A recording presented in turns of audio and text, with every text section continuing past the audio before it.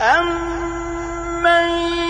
يُجِيبُ الْمُضْطَرَّ إِذَا دَعَاهُ وَيَكْشِفُ السُّوءَ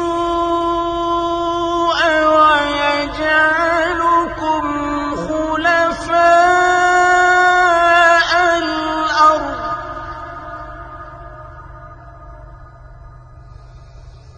أَإِلَٰهٌ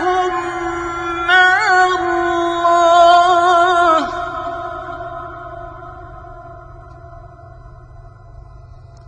قَلِيلًا